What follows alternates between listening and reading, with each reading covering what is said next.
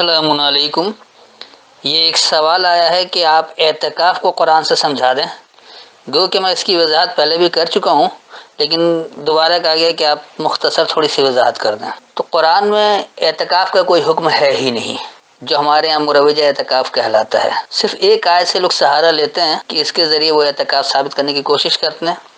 اور اس آیت پر میں الگ سے درس کر چکا ہوں سیام کے حوالے سے، تو میں اس پوری آیت پر ڈیٹیل میں نہیں جاؤں گا، صرف تھوڑا سا اسے سمجھاؤں گا جہاں سے اعتکاف لے رہے ہیں، اور لفظ عکف کی تھوڑی وضاحت کر دوں گا تاکہ آپ کو اعتکاف سمجھ میں آ جائے۔ تو یہ جو لفظ اعتکاف ہے اس کا مادہ عین کاف عکف ہے، اور عکف کا مطلب ہوتا ہے جم جانا۔ تو عاکف جمنے والا، عاکفون جمنے والے، معتکف جو جم کر بیٹھتا ہے، تو یہ ساری اس مادے سے جو الفاظ آئے ہوئے ہیں، تو قرآن میں اس کے مادے سے 8 جگہ آیا ہے۔ تو ان سب کو تو نہیں کروں گا کہ بات طویل ہو جائے گی، میں صرف عکف سمجھانے کے لیے 3 جگہ سے سہارا لوں گا، اور پہلے اس آیت کو لے لیں۔ تو اس وقت میرے پاس حافظ نظر احمد والا ترجمہ ہے، پہلے ان کا ترجمہ بتا دوں گا، پھر جو میری فہم اس سے وضاحت کروں گا، اور آخر میں سمجھا دوں گا کہ یہ کیا ہے اور آج کے دن کس طرح قابل عمل ہے، قابل ہدایت ہے۔ تو سب سے پہلے سورہ بقرہ اور اس کی آیت نمبر 187۔ تو میں پوری آیت پڑھنے کے بجائے صرف یہاں سے لے لیتا ہوں جہاں سے یہ اعتکاف لیتے ہیں کہ وَلَا تُبَاشِرُوهُنَّ وَأَنْتُمْ عَاكِفُونَ فِي الْمَسَاجِدِ، یہ کہتے ہیں اور ان سے نہ ملو جب تم اعتکاف کرنے والے ہو مسجدوں میں۔ یہاں سے صرف ایک اعتکاف لیتے ہیں، ورنہ پورے قرآن میں مسجد میں اعتکاف کہیں آتا ہی نہیں ہے۔ نہ مسجد یہ روایتی مروجہ مسجد کو مسجد قرآن کہتا ہے، اور نہ کچھ اور ہے۔ اس پوری آیت کو سمجھنا ہو تو اس پر الگ سے درس موجود ہے، آپ اس کو دیکھ سکتے ہیں۔ تو یہاں پر جو ہے ان کا ترجمہ کہ اعتکاف کرنے والے ہو مسجد میں تو ان سے مباشرت نہیں کرو، جبکہ باشرہن کا مادہ بشر ہے، اور بے شنر بشر کے مادے سے آگاہی ہوتا ہے، تو تباشرہن تم انہیں براہ راست آگاہی نہیں دو، یہاں یہ ہے ولا تباشرہن، اور تم انہیں براہ راست آگاہی نہیں دو، وانتم عاکفون، جبکہ تم جم رہے ہو فی المساجد، فرما برداری کی جگہ میں۔ جب آپ فرما برداری کی جگہ میں جم رہے ہوتے ہیں تو اس وقت عام لوگوں کو براہ راست بات نہیں دی جاتی ہے کہ وہ فساد کا باعث بن جاتے ہیں۔ تو دراصل لفظ عکف کو سمجھانا ہے، تو اس کے لیے میں چاہوں گا کہ پہلے آپ اس کی 2 جگہ سے وضاحت لے لیں۔ سب سے پہلے آپ آ جائیے سورہ انبیاء، یعنی سورہ نمبر 21 اور اس کی آیت نمبر 51 کی 52۔ یہاں جو حافظ نظر احمد والا ترجمہ ہے، جب اس نے کہا اپنے باپ سے اور اپنے قوم سے، کیا میں یہ مورتیاں جس کے لیے تم جمے بیٹھے ہو۔ دیکھیے یہاں بات کیا ہے، یہ خود بھی جو انہوں نے ترجمہ میں لکھا ہے کہ اپنے باپ سے اور اپنے قوم سے کہہ رہے ہیں کہ یہ مورتیاں ہیں جس کے لیے تم جمے بیٹھے ہو۔ لفظ عاکفون ہے، عکف کی جمع ہے، تو یہاں یہ خود جمے بیٹھے رہنا کہہ رہے ہیں، اعتکاف نہیں کروا رہے، کیونکہ ابراہیم کی قوم میں اعتکاف پھر کیا کریں گے۔ یہاں کیا ہے، اذ قال لابیہ، جب کہا اپنے سرپرست کے لیے، اپنے باپ کے لیے، وقومہ اور اپنی قوم کے لیے، ما ھذہ التماثیل، کیا یہی تمہارے لیے مثالیں ہیں۔ یہ تماثیل کا انہوں نے مورتیاں کر دی، جبکہ مورتی نہیں ہے، مثل سے ہے، اس کا مادہ مثل ہے، اور مثل کہتے ہیں مثال کے لیے۔ تو تماثیل تمہارے لیے مثالیں ہیں، کیا یہی تمہارے لیے مثالیں ہیں، التی وہ جو کہ انتم تم ہو، لہا عاکفون اس کے لیے جمے بیٹھے ہو۔ تو یہاں بھی کسی مورتی کی بات نہیں ہے، بلکہ ابراہیم جو ہے وہ اپنے سرپرست اور اپنی قوم کے لیے کہہ رہے ہیں کہ تمہارے لیے یہ مثالیں ہیں جن کے اوپر تم جمے بیٹھے ہو۔ اب اس کی ہدایت کیا قرآن سے ملتی یا نہیں ملتی، یعنی اللہ کی کتاب سے ملتی یا نہیں ملتی، بات اسی کی ہو رہی، کیونکہ اس وقت صرف لفظ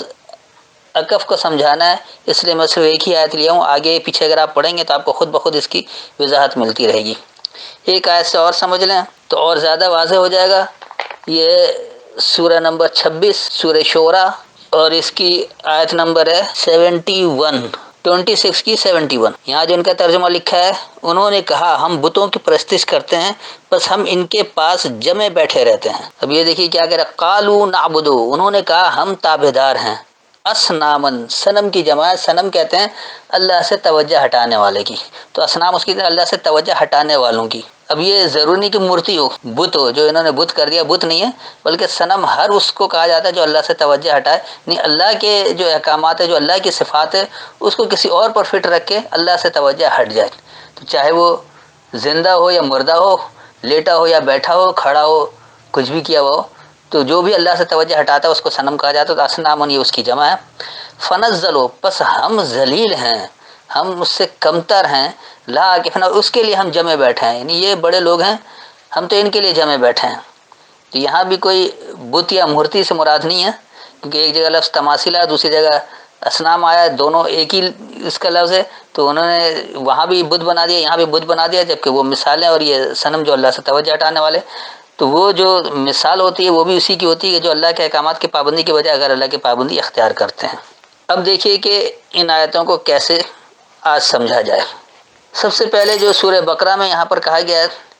کہ ولا تباشرہن، اور تم انہیں براہ راست نہیں دو، وانتم عاکفون، اور تم جم رہے ہو فی المساجد فرما برداری کی جگہ میں۔ تو جب بھی آپ فرما برداری کی جگہ پر جم رہے ہوتے ہیں، ایک جگہ بنا رہے ہوتے ہیں، تو وہاں پر عام لوگوں کو براہ راست احکامات نہیں پہنچائے جاتے، عام لوگوں کو براہ راست آگاہی نہیں دی جاتی ہے، کیونکہ وہ لوگ فساد کا باعث بنتے ہیں، بگاڑ کا باعث بنتے ہیں۔ مثال کے طور پر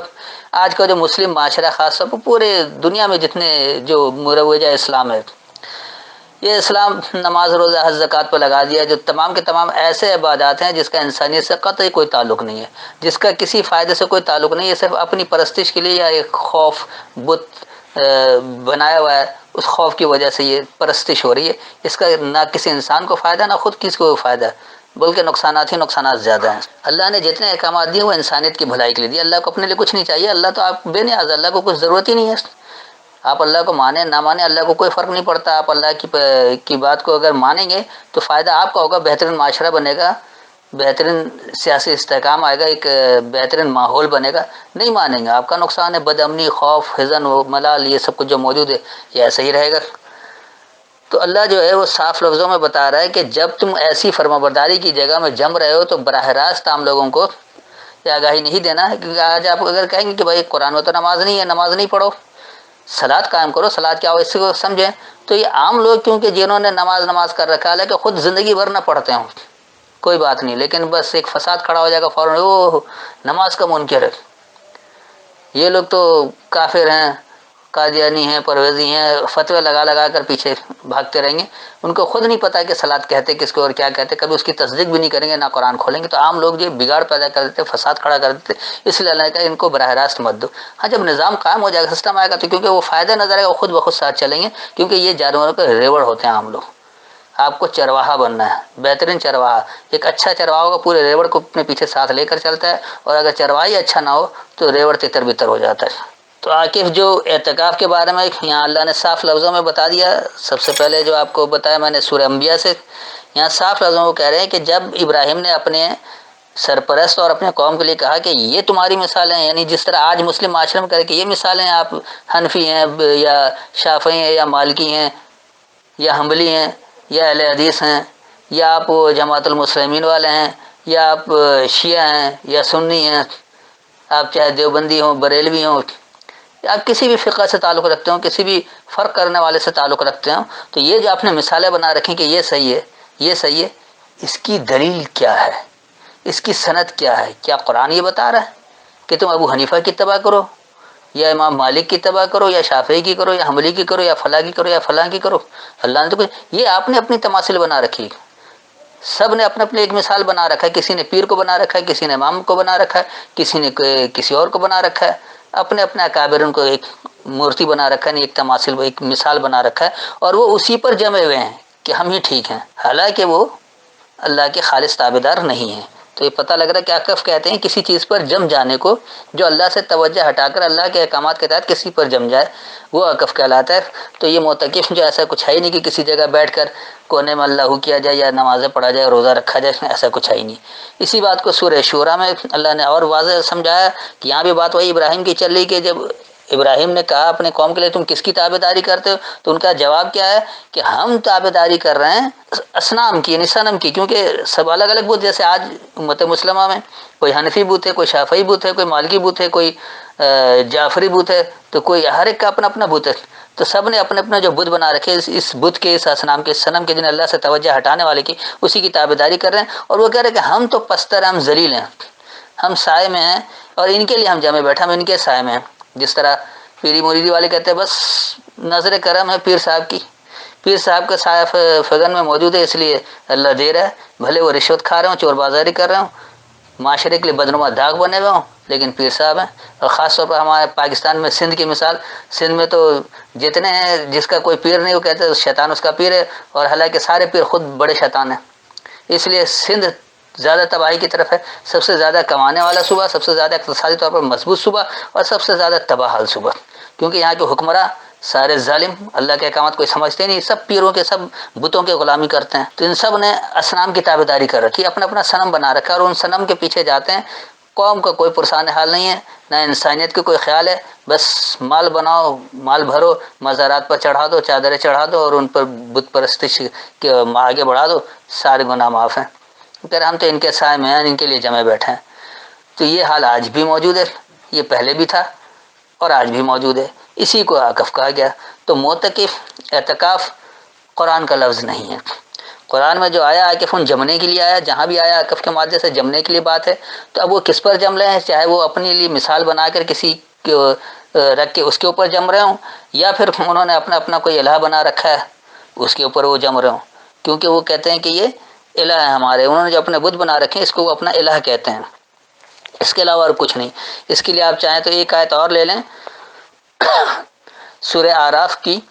آیت نمبر 138، 138، یہاں جو ان کا ترجمہ ہے، اور ہم نے بنی اسرائیل کو بحر قلزم کے پار اتارا، پس وہ ایک ایسی قوم کے پاس آئے جو اپنے بتوں پر جمے بیٹھے تھے، وہ بولے اے موسیٰ ہمارے لیے ایسے بت بنا دے جیسے ان کے ہیں۔ موسیٰ نے کہا بے شک تم لوگ جہل نادانی کرتے ہو۔ اب ان کے ترجمے سے بھی بات یہی واضح ہے،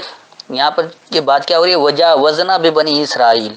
اور جب ہم نے تجاوز کیا، یعنی ہم سے وہ آگے بڑھ گئے بنیاد پر چلنے والوں کو، البحر بلا تخصیص بہاؤ دینے میں، بلا امتیاز فائدہ پہنچانے میں، علی قوم اس قوم پر یاکفون علی اصنام لہم، کہ وہ جمے بیٹھے تھے، ان کے لیے انہوں نے اپنے اپنے صنم بنا رکھے، اپنے صنموں پر جمے بیٹھے تھے،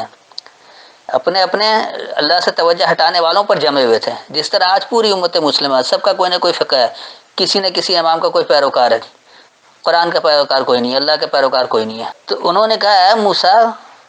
بنا دے ہمارے لیے ایک حاکم،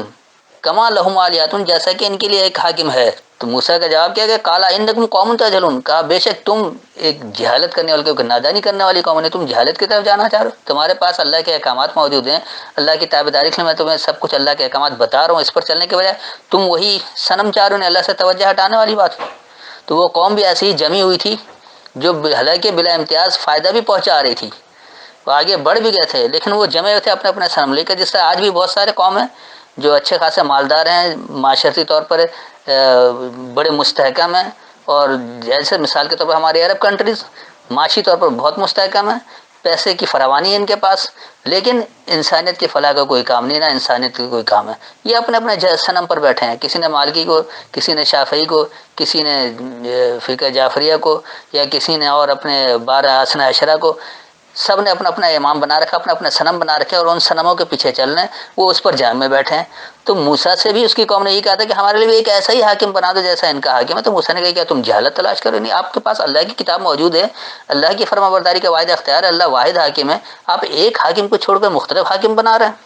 تو اس سے کیا ہوگا، بگاڑ پیدا ہوگا معاشرے میں، اور کچھ بھی نہیں آئے گا۔ معاشرے میں بہترین سلامتی کے ساتھ اچھا معاشرہ قائم کرنا جس میں لا خوف علیہم ولا هم يحزنون ہو، یعنی خوف اور حزن نہ ہو، اس کے لیے خالص اللہ کو حاکم ماننا پڑے گا۔ تو لا الہ الا اللہ اسی لیے کہا گیا ہے کہ کوئی حاکم نہیں ہے، صرف اللہ ہے۔ جب صرف اللہ کی حاکمیت کو مانیں گے تو اللہ کی حاکمیت کے لیے اللہ کی فرما برداری پر جمنا ہوگا، اور اس پر جمیں گے تو وہ نتائج حاصل ہوں گے، ورنہ نہیں ہوں گے۔ امید ہے اعتکاف کی وضاحت ہو گئی ہوگی، کیونکہ میں زیادہ طویل بات کرنا نہیں چاہتا ہوں، مختصر بات میں بات مکمل واضح ہو جائے، احکامات واضح ہو جائیں۔ اعتکاف کوئی قرآنی عمل نہیں ہے، نہ کوئی اللہ کا حکم ہے۔ جم جانے کو عکف کہا جاتا ہے،